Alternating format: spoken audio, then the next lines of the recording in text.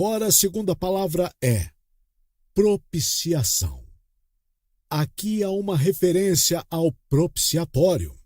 Em nossas próprias palavras, é uma reconciliação, algo pelo que Deus é propiciado, uma expiação pela qual Deus e o homem são feitos um, uma propiciação, algo que justifica a honra ofendida de Deus, que vem para fazer as pazes com a lei divina.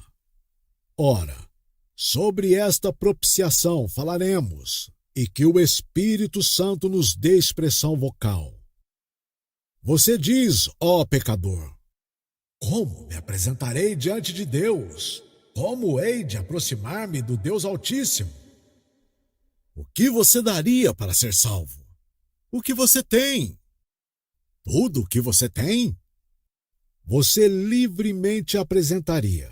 Se você tivesse bois e ovelhas sobre milhares de montanhas, e se seu sangue, se este pudeste purificá-lo, você o derramaria em rios? Você pergunta novamente: qual é a propiciação que eu posso trazer? Deus te diz. Aqui ele diz que providenciou uma propiciação na pessoa de seu filho amado.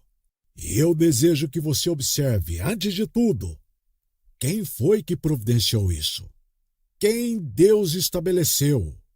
Admire o amor disso.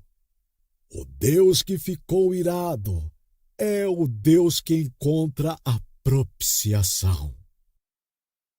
Contra Deus, o pecado foi estabelecido. Deus encontra a maneira de ser gracioso para com os pecadores. Quão seguro deve ser aceitar uma propiciação que Deus, o ofendido, Ele mesmo propõe. Observe o que em seguida é dito. Que Deus a propôs. À margem temos isso. Predestinou. A expiação de Cristo não é uma ideia nova. É uma determinação antiga do Altíssimo e não é um segredo velado. Deus o tem anunciado pelos seus profetas em sua palavra, por seus pregadores em todas as suas ruas. Deus propôs Cristo como propiciação pelo pecado humano. É o seu próprio arranjo, a partir de si mesmo. E o anúncio para você hoje à noite é por sua própria autoridade. Considerem isso.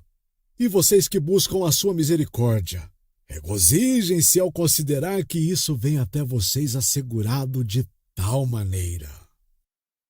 Mas, em seguida, percebam que o ponto principal nesta propiciação é o sangue. Cristo Jesus, ao qual Deus propôs para propiciação pela fé no seu sangue.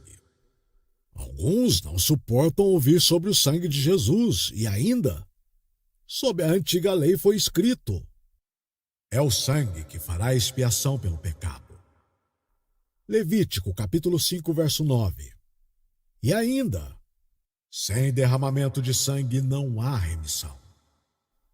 Hebreus, capítulo 9, verso 22. E novamente, o sangue é a vida dele.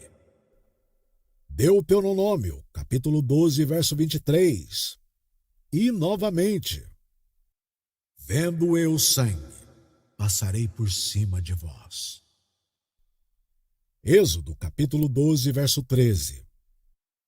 Ou seja, aquilo que faz expiação do pecado humano não é a vida de Cristo como um exemplo, nem as ações de Cristo como uma demonstração da justiça. Mas o sofrimento de Cristo, a morte de Cristo. Todo mundo sabe que isso é o que se entende por sangue. No derramamento de sangue, Jesus sofreu, seu corpo sofreu, interiormente sua alma sangrou, seu espírito sofreu. Os sofrimentos de sua alma foram a alma dos seus sofrimentos. Em seguida, vem a morte. A morte era a penalidade do pecado. Jesus morreu, literalmente morreu, e o sangue do seu coração jorrou misturado com a água do seu lado perfurado.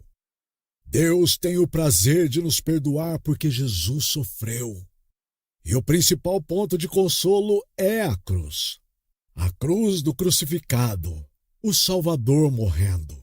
Não deixem que suas mentes vagueiem para longe disso. Vocês que estão buscando a paz com Deus, sua esperança não está tanto em Belém como no Calvário. Seu consolo não deve ser encontrado no segundo advento, mas no primeiro advento. E a morte que encerra isto. Vocês não devem olhar para Cristo em sua glória para o seu consolo, mas para Cristo em sua humilhação. Cristo em seus sofrimentos expiatórios para a sua única esperança. O sangue, o sangue, o sangue. Nisto é onde a propiciação reside. E para ele a nossa fé deve voltar os seus olhos. Isto é assim. Sim, é assim.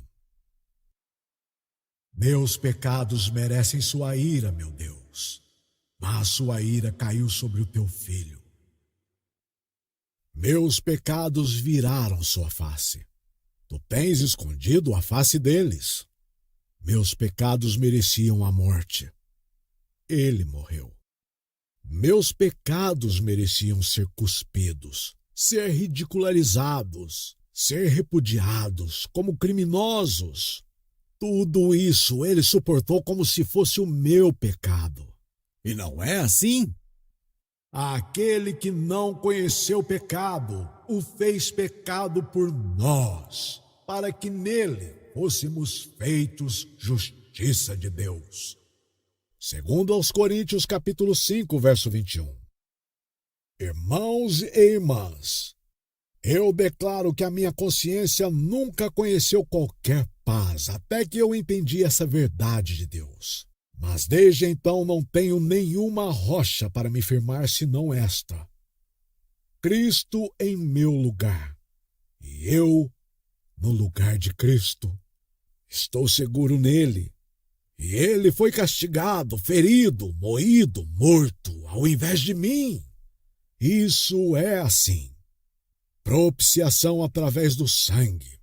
Mas o texto diz, pela fé em seu sangue. Assim, então isso mostra que nenhuma propiciação teve qualquer efeito no que diz respeito a nós, até que tenhamos fé no sangue.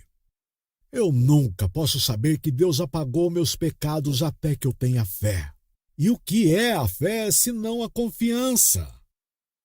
E então, quando eu confio no sangue de Jesus, meus pecados são todos perdoados em um momento. Quando eu, humildemente, dependo da obra consumada de meu Salvador. Ainda que os pecados sejam como a escarlata, eles se tornam como a lã. Se fossem vermelhos como o carmesim, eles são mais brancos do que a neve. Você sabe, nem sei como falar sobre esta verdade da propiciação. Isso faz meu coração pular de alegria, de forma que não consigo encontrar palavras para dizer-lhe. Sei que eu, e que você, e que cada crente debaixo do céu é tão purificado de todo o pecado diante de Deus, como se ele ou ela nunca tivesse pecado. E é aceito diante de Deus, como se toda a sua vida tivesse sido em perfeita obediência.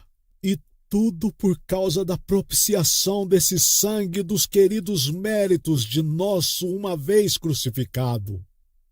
Mas agora glorificado o Redentor que esteve em nosso lugar. Se eu pudesse ter uma perfeita justiça propriamente minha, eu não a desejaria. Eu prefiro ter a do meu Senhor, pois minha justiça, se fosse perfeita, não seria senão a justiça de um homem. Porém, ele é a justiça de Deus e do homem. Deus, homem. Oh! Não é simplesmente impecável e completa. Ela transborda com méritos. Em verdade vos digo outra vez, se nós pudéssemos ter uma justiça própria, seria prudente deixá-la e obter a justiça de Jesus Cristo a ser colocada sobre nós por um ato de fé, para que pudéssemos ser para sempre não apenas aceitos, mas aceitos no amado. Ora, é a própria glória desta aceitação que ela vem até nós em Cristo. Assim tenho eu me demorado, conforme o nosso pouco tempo permite, sobre a propiciação,